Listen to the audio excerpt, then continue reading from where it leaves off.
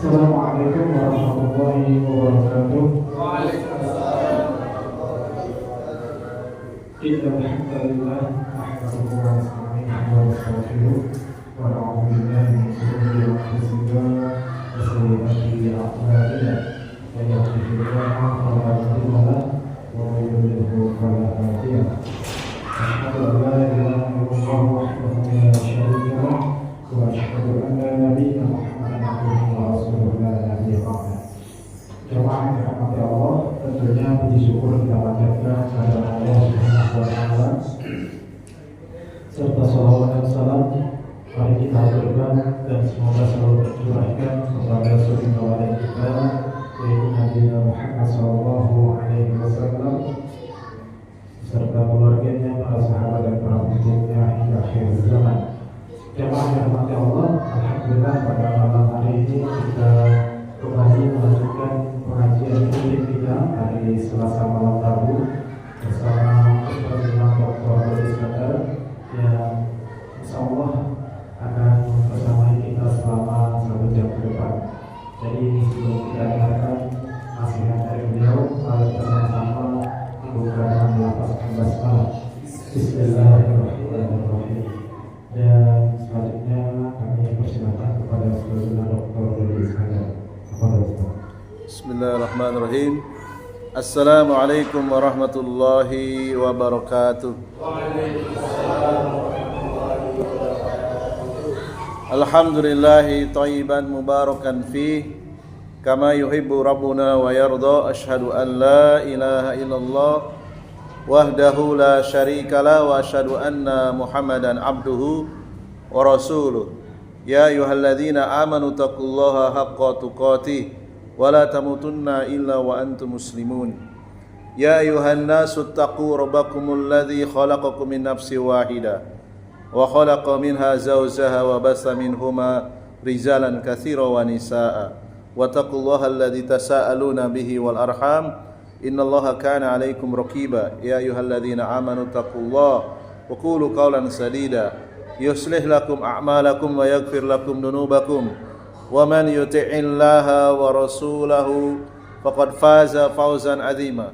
Wa qala Rasulullah sallallahu alaihi wasallam man yuridillahu bihi khairan yufaqihu fid din. Wa qala aidan innallaha yubghidu kulla 'alimin bid dunya jahilin bil akhirah. Jamaah salat maghrib Masjid Muhammadiyah Darul Hasan rahimani wa rahimakumullah. Alhamdulillah kita dipertemukan kembali oleh Allah SWT dalam kajian rutin kita yang insyaallah kita akan melanjutkan pembacaan kitab Syarhu Risalati Ba'di Fawaidi Suratil Fatihah yang ditulis oleh Asy-Syaikh Profesor Dr. Shalih bin Fauzan Abdillah Al-Fauzan. Ulama ini sudah tidak lagi asing di telinga para pembaca kitab. Di Kota Malang dijadikan buku beliau sebagai materi kemuhammadiyahan di Universitas Muhammadiyah Malang. Maka kita juga harus mengenal ulama ini, karya-karyanya banyak digunakan di pondok-pondok pesantren, terutama di pondok pesantren Kabupaten Malang juga menggunakan kitab beliau sebagai rujukan. Pada kesempatan kali ini kita akan membedah tafsir surat Al-Fatihah yang sudah kita satu pertemuan ya sebelum Idul Adha. Namun tidak ada salahnya kita akan review kembali. Bagi yang bisa baca kitabnya saya kasih hadiah ini. Ada yang bisa baca kitabnya? Ini sudah saya terjemahkan. Ya. Sudah terjemahkan dari awal sampai akhir dan saya tambahkan dari kitab yang lain. Baik, kita ulangi lagi dari awal, nggak ada masalah insyaallah taala. Surat Al-Fatihah ini memiliki nama-nama yang disebutkan dalam kitab ini ada 5 nama surat Al-Fatihah. Yang pertama Al-Fatihah itu sendiri. Ya. Al-Fatihah berasal dari kata fatahat, taftahu, fathatan. Kemudian al-fatihatu maknanya sama, membuka ya. Bagi yang pernah belajar nahwu atau sorof dasar, jadi Al-Fatihah itu berasal dari kata fatahat, taftahu, fathatan, Al-Fatihah. Maknanya membuka. Kemudian nama yang kedua yaitu Ummul Quran. Apa maknanya Ummul Quran? Ibunya Al-Quran. Apa maksudnya? Pelajaran semua surat di dalam Al-Quran, dari surat Al-Baqarah sampai surat yang terakhir, surat apa? An-Nas, itu kembalinya kepada surat ini. Boleh dikatakan surat Al-Fatihah ini adalah intisarinya Al-Quran. Wajar kalau dia disebut sebagai induknya Al-Quran, Ummul Quran. Kemudian yang ketiga, nama yang ketiga disebut As-Sab'u Al-Masani, 7 ayat yang diulang-ulang. Dalilnya surat Al-Hijr ayat 87. Walaqad atainaka sab'an minal masani wal Qur'anal azim. Sesungguhnya kami telah berikan kepadamu Muhammad 7 ayat yang diulang-ulang. Kemudian yang keempat, surat Al-Fatihah dinamakan dengan surat As-Salat. Ya, Al-Fatihah itu memiliki nama surat As-Salat. Dalilnya adalah hadis yang sahih yang berasal dari Abu Hurairah radhiyallahu anhu, riwayat Imam Muslim nomor 395. Ya, dalilnya berbunyi qasamtu as-salat baini wa baina abdi nisfaini. Allah berfirman, aku telah membagi as-salat. Maksudnya adalah aku telah membagi surat Al-Fatihah antara diriku dengan hambaku 2 bagian. Fa idza qala alhamdu, ketika seorang hamba mengucapkan alhamdu di dalam salat maupun di luar salat, maka Allah menjawab dengan lisannya yang mulia, dengan suara hamidani abdi. Kemudian ketika seorang membaca alhamdulillahi rabbil alamin, Allah menjawab hamidani abdi. Demikian juga ketika membaca ar-rahmanir rahim, Allah menjawab asna alayya abdi, asna alayya abdi. Hambaku telah menyanjungku, hambaku telah menyanjungku. Wa idza qala maliki yaumiddin, demikian juga ketika setiap muslim atau muslimah mengucapkan maliki yaumiddin, maka Allah pun menjawab majaddani abdi, hambaku memuji-mujiku. Ya. Fa idza qala iyyaka na'budu wa iyyaka nasta'in, ketika seorang membaca iyyaka na'budu wa iyyaka nasta'in, Allah pun mengatakan hadza baini wa baina abdi nisfaini wa li abdi ma sa'ala. Inilah separuh untuk hambaku, yaitu sampai kalimat iyyaka na'budu. Setelahnya itu untuk hamba itu sendiri apa yang dia minta. Jadi 7 ayat di dalam surat Al-Fatihah dibagi menjadi 2, 3,5 dari mulai bismillah sampai iyyaka na'budu, 3,5 lainnya iyyaka nasta'in sampai ayat yang terakhir. Nah, itu penjelasan kenapa surat Al-Fatihah disebut dengan as-salat. Kemudian yang kelima, surat Al-Fatihah disebut dengan Al-Kafiyah atau Ar-Ruqyah. Jadi Al-Fatihah itu memiliki nama Ar-Ruqyah. Berasal dari peristiwa rombongan sahabat yang pernah singgah di suatu kampung, kemudian bertamu karena kelaparan, haus, minta dilayani layaknya sebagai tamu, tetapi kampung tersebut menolak, enggak mau menjamu tamu, ya. Lalu Allah takdirkan kepala kampung tersebut digigit, ya, binatang berbisa, lumpuh, enggak bisa berdiri. Lalu kemudian mereka tahu kalau yang tamu-tamu itu sahabat Rasulullah SAW, ya, bisa berdoa minta kesembuhan, ya, karena jauh dari Nah, puskesmas nggak ada puskesmas, ya. Apalagi rumah sakit nggak ada, mantri pun nggak ada, ya, di pedalaman orang-orang pegunungan, ya. Lalu kemudian warga kampung tersebut meminta doa atau ruqyah, gimana bisa nggak ngobati kepala kampung kami lumpuh tak bisa berdiri. Lalu kemudian salah seorang sahabat berinisiatif, ya kami siap mendoakan, kami siap meruqyah, tapi ada perjanjiannya, kalau sudah sembuh kami dijamula. Saya kan banyak rombongan nih, kelaparan, kehausan. Oke, disetujui, ya, disetujui, dibacakan surat Al-Fatihah di depan orang yang sakit tersebut. Atas takdir Allah sembuh dengan surat Al-Fatihah tadi. Tiba-tiba rasa sakitnya hilang, kemudian bisa berdiri dan dilaporkan kepada Rasulullah SAW. Lalu kemudian Rasulullah mentakrir. Apa mentakrir? Menetapkan bolehnya meruqyah dengan surat Al-Fatihah. Ini namanya sunnah takririyah. Jadi sahabat berbuat lalu dilaporkan, disetujui, sehingga jadi hukum. Hukum bolehnya membacakan surat Al-Fatihah di depan orang yang sakit. Rasulullah mengatakan, wa ma adraka annaha ruqyatun. Tahukah kamu surat Al-Fatihah itu adalah surat ruqyah.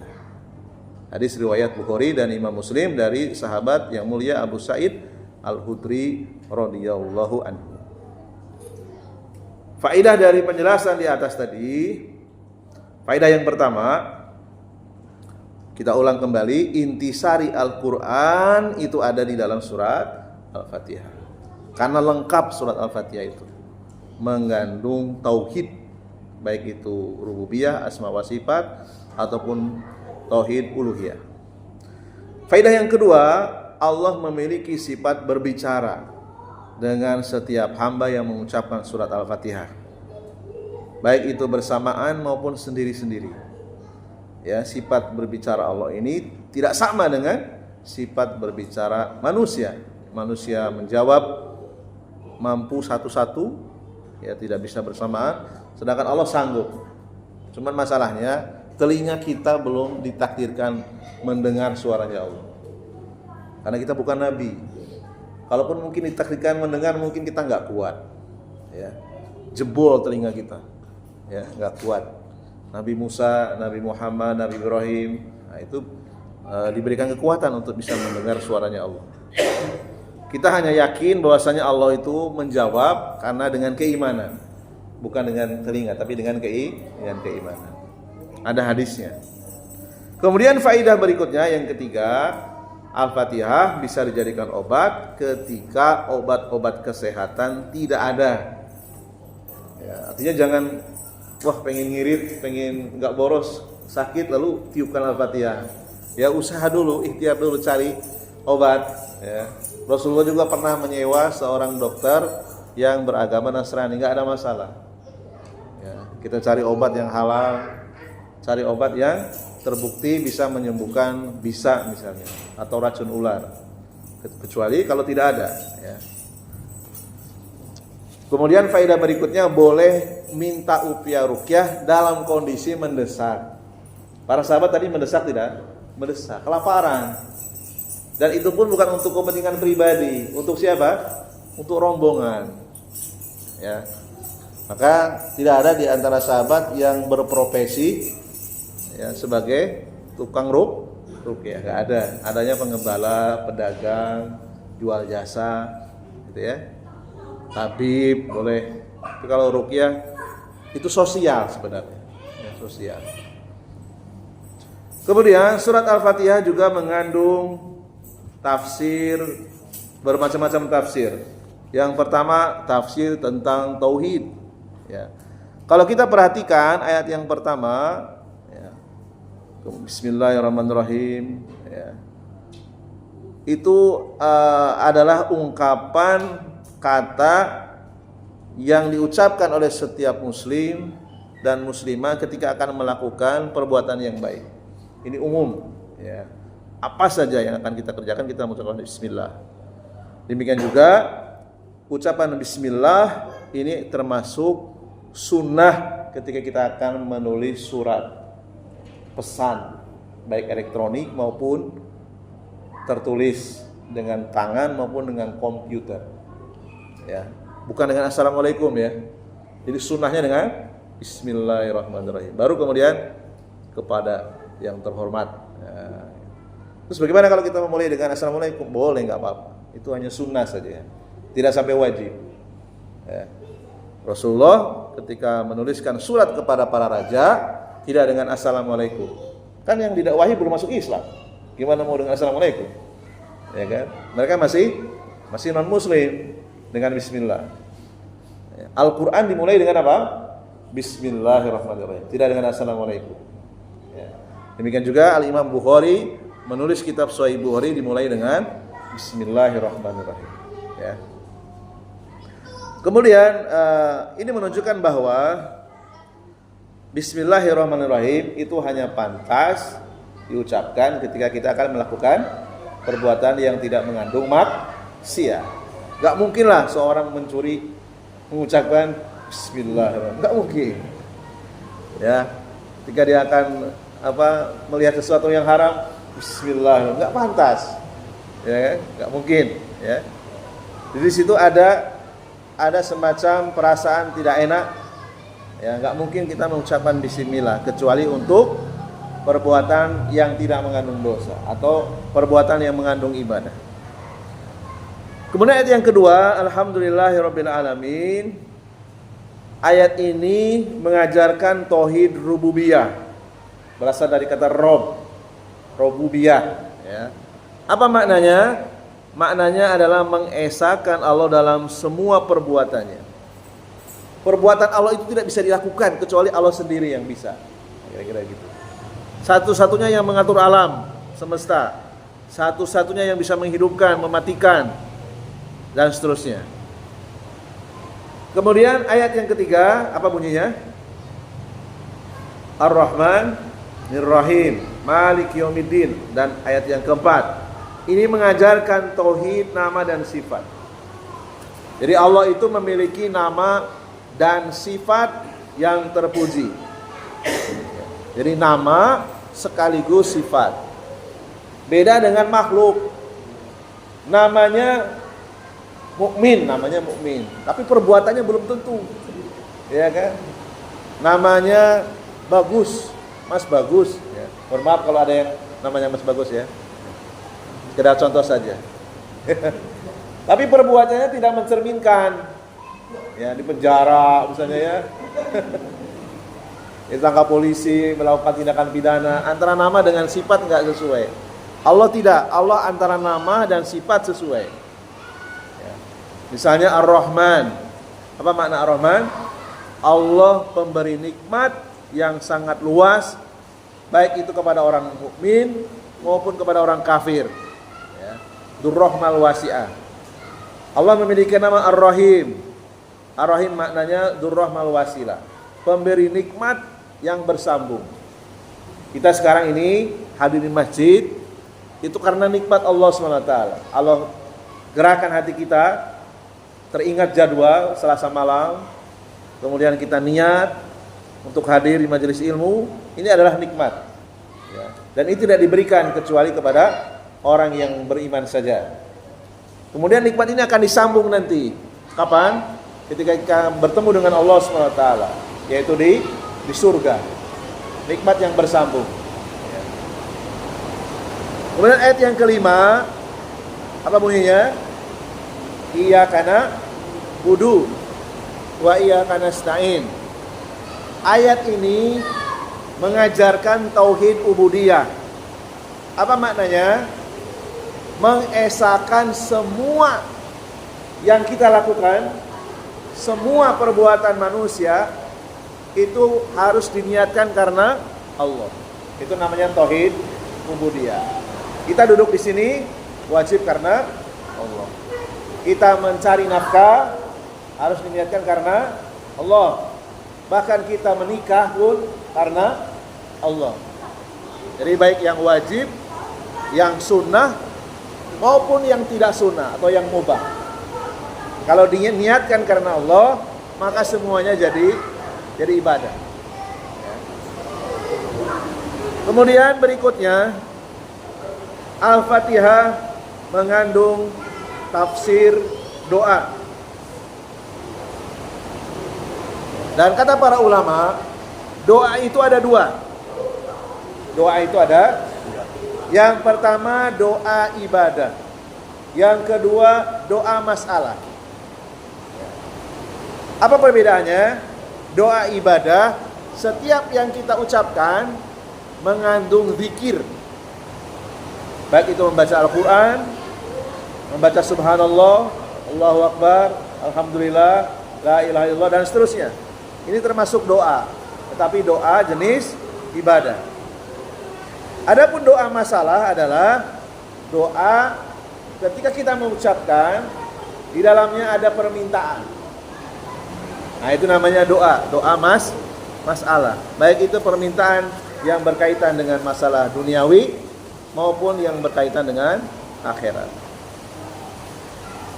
Berikutnya, kata Syekh Shalih Al Fauzan hafizahullah taala, surat Al-Fatihah juga mengandung tafsir bantahan. Ayat yang pertama, Bismillahirrahmanirrahim, dan ayat yang ketiga apa? Malik Yaumiddin, ya. Allah memiliki nama dan sifat. Sudah disebutkan tadi, nama dan sifat Allah Ar-Rahman Ar-Rahim, ya. Ini membantah orang-orang yang suka menolak nama dan sifat Allah. Kalau kita sudah yakin dengan Ar-Rahman Ar-Rahim, maka kita juga harus yakin dengan nama-nama dan sifat Allah yang lainnya. Jangan pilih-pilih. Anda terima enggak nama Ar-Rahman Ar-Rahim? Terima. Tapi begitu sifat yang lainnya Anda tolak, berarti enggak konsisten. Contohnya apa? Contohnya banyak di antara kaum muslimin yang menolak Allah di atas arsy. Ya. Sebagian menolak, sebagian menerima. Ya. Allah mendengar, manusia mendengar.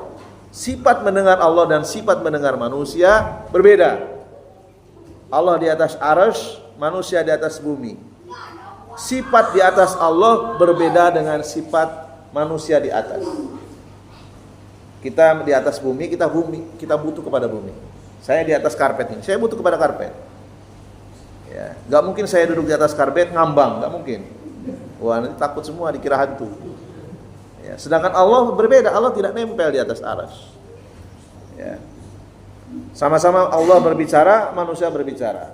Kita kalau berbicara, semakin dekat semakin jelas. Disebutkan dalam hadis riwayat Bukhari, berbicaranya Allah nanti di hari kiamat, orang yang dekat dengan orang yang jauh sama jelasnya. Nah, itu berbeda. Ya. Kemudian ayat yang kedua, Alhamdulillahirabbil alamin, apa artinya? Segala puji hanya milik Allah, Tuhan seluruh alam. Ayat ini adalah nasihat atau bantahan kepada orang-orang ateis. Ya, alam semesta ini jelas ada yang mengaturnya. Allah memiliki nama Rabbul Alamin, pengatur alam semesta. Kalau ada pengatur, berarti logikanya gimana? Berkonsekuensi ada yang diatur. Masa ada pengatur gak ada yang diatur? Mustahil. Terus dia dikatakan sebagai pengatur, siapa yang diatur? Ya kan begitu kan cara berpikirnya. Kemudian ayat yang keempat, apa bunyinya? Ayat yang keempat, dihitung dulu, diurutkan. Bismillahirrahmanirrahim. Alhamdulillahirabbil alamin, arrahmanir rahim, Malik Yaumiddin. Ayat yang keempat, Malik Yaumiddin. Allah memiliki nama Malik, penguasa di hari kiamat. Berarti ini bantahan apa? Bantahan bagi orang yang tidak percaya ada kehidupan setelah mati. Allah memiliki nama Malik, Malik Yaumiddin, penguasa hari kiamat, pemilik hari kiamat. Berarti ada kehidupan setelah mati, yaitu hari kiamat.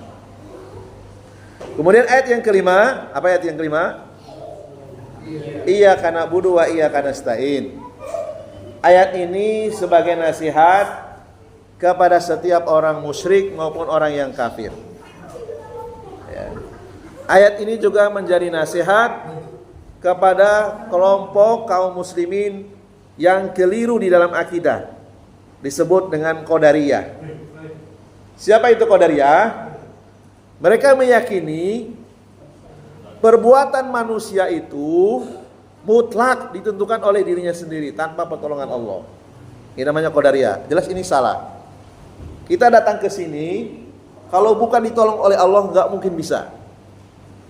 Kita mau berdiri dari rumah berangkat, ya, saraf-sarafnya difungsikan aktif, peredaran darahnya lancar. Coba aja diputus tuh saraf di betis kita, nggak bisa berdiri kita. Atau satu serabut sarafnya di otak kita diputus, beku darahnya, langsung bergoyang deh. Setelah itu ambruk deh.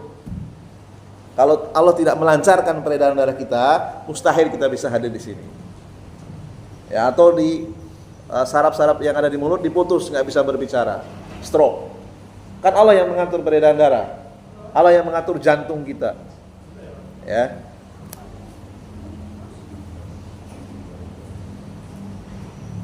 Dan manusia bisa beribadah kepada Allah itu karena Allah yang menolongnya. Ayat yang kelima ini juga menjadi nasihat atau bantahan kepada kelompok Jabariyah. Siapa itu Jabariyah? Mereka punya keyakinan manusia itu seperti robot. Seperti robot. Atau seperti wayang. Tahu wayang? Oh ya, yang pernah viral itu ya.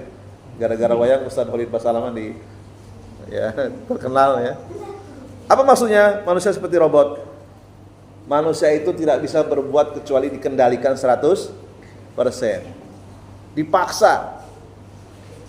Ya, dan ini tidak benar, ya. Apa buktinya? Buktinya coba kalian suruh memilih, termasuk saya. Kita menggerakkan kepala kita ke depan, ke belakang. Dipaksa atau karena keinginan kita? Karena keinginan kita. Allah nggak pernah maksa. Ya. Cuman tadi ya, kalau dalam perbuatan baik, Allah memberikan pertolongan. Ketika kita berbuat dosa, karena kita salah kita sendiri. Kita sudah diberikan pilihan, tapi kita memilih yang buruk. Bukan karena Allah yang memaksa ya orang berbuat maksiat. Jadi orang-orang Jabariyah ini punya keyakinan orang yang bermaksiat itu dipaksa oleh Allah supaya bermaksiat. Dan ini ada. Dan yang pertama melakukan siapa? Iblis. Bima agwaitani. Iblis mengatakan seperti itu. Dengan sebab engkau mentakdirkan aku sesat, maka aku akan goda seluruh manusia untuk melakukan maksiat. Jadi iblis punya keyakinan dia itu sesat karena Allah yang memaksa dia sesat. Padahal Allah sudah memberikan opsi bertobat atau tetap menyimpang. Iblis memilih menyimpang. Demikian juga manusia ada yang mengikuti iblis. Jadi zaman dahulu ada tokoh Jabariyah melihat istrinya sedang berhubungan suami istri dengan laki-laki lain. Suaminya ngintip dari atap rumah. Rasa kemanusiaannya keluar dia. Fitrahnya manusia itu cemburu kalau melihat istrinya sedang main serong. Ambil pedang untuk menebas orang yang menzinai istrinya. Ketika akan ditebas, istrinya mengatakan apa? Stop. Stop wahai suamiku. Bukankah aku berzina ini karena Allah yang memaksa saya berzina? Oh iya betul. Gak jadi marah. Ya, kenapa? Karena suaminya memiliki pemahaman Jabariyah. Manusia itu seperti robot. Manusia seperti wayang, dikendalikan dengan remote control 100%. Tidak diberikan iradah, tidak diberikan kehendak. Ini keliru. Manusia diberikan kehendak, yaitu kehendak untuk berbuat baik. Allah tidak pernah memaksa seorang hamba untuk berbuat maksiat. Itu karena kita mengikuti hawa nafsu saja. Ya. Jadi ibadah itu bukan paksaan, maksiat juga bukan paksa. Buktinya apa? Buktinya manusia ini ada yang menyembah Allah, ada yang tidak menyembah Allah. Ada yang muslim, ada yang kafir. Ada yang menyembah Allah sekaligus menyembah selain Allah. Yaitu menjadi orang musyrik. Tidak dipaksa. Kita menjadi muslim tidak dipaksa. Orang lain menjadi kafir juga tidak dipaksa. Orang lain menjadi musyrik juga tidak dipaksa. Artinya iyyaka na'budu wa iyyaka nasta'in, ini adalah nasihat. Jangan sampai kita merasa kita tidak menjadi orang yang baik hari ini karena Allah yang mentakdirkan, tidak. Masih banyak ya kasih sayang Allah yang harus kita cari. Jangan berputus asa kalau kita belum menjadi orang yang baik. Ya, Allah akan memberikan banyak jalan untuk menjadi orang yang baik. Di antaranya adalah menuntut ilmu. Kemudian ayat yang ke-6, apa ayat yang ke-6 bunyinya? Diurutkan. Ihdina as-siratal mustaqim. Apa terjemahnya? Tunjukilah kami as-sirata, ke satu jalan, al-mustaqim, yang lurus. Berarti ini adalah ayat nasihat kepada orang-orang liberal. Mereka mengatakan jalan menuju Allah itu banyak. Bisa dari arah selatan, arah utara, gitu ya. Logikanya begitu. Dari arah barat, dari arah timur, gitu ya. Ayat inilah yang membantah ucapan mereka tidak benar. Seandainya jalan menuju Allah itu dua, tentu ayatnya bunyinya bukan as-sirata. As-sirata ini, bagi yang pernah belajar bahasa Arab, satu benda kalau dibuat menjadi dua, tinggal bunyi ujungnya dijadikan aini atau ani. Contohnya ini misalnya apa? Ini apa bahasa Arabnya? Kitab, kitabun, dijadikan dua kitab. Kitabaini atau kitabani. Gitu ya. Apalagi? HP, jawal. Ya. Jawalatun. Satu HP. Dua HP, jawalatain. Ini masjid ini berapa jumlahnya? Masjid ini jumlahnya berapa? Satu. Dua masjid, masjidaini atau masjidani. Gampang bahasa Arab itu kalau mau belajar. Jadi as-sirata itu satu jalan. Kalau dua jalan, as-sirata ini. Allah tidak pernah mengucapkan as-sirata ini.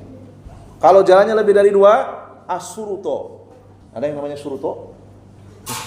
Itu maknanya banyak jalan, lebih dari dua. Nah, ini bantahan kepada orang-orang liberal yang mengatakan jalan kebenaran menuju Allah itu banyak. Salah. Jalan kebenaran menuju Allah cuma satu. Apa dalilnya? Ihdina as-siratal mustaqim. Jalan yang dilewati oleh Rasulullah dan para sahabat. Cuma satu, gak ada pilihan lain.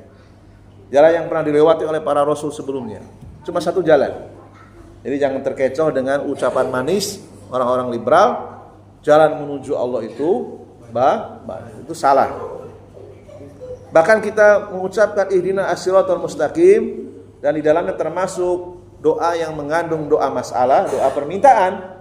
Berapa kali kita mengucapkan minimal? Berapa kali mengucapkan ihdina as-siratal mustaqim? Sesuai dengan jumlah rakaat. Berapa? 17. Kalau ada yang kurang berarti ada yang sholatnya bolong-bolong. Minimal 17 kali kita mengucapkan ihdina as-siratal mustaqim sesuai dengan jumlah rakaat. Kemudian ayat yang ketujuh, ayat yang terakhir, apa bunyinya? Siratal ladzina an'amta alaihim ghairil maghdubi alaihim walad. Apa maknanya?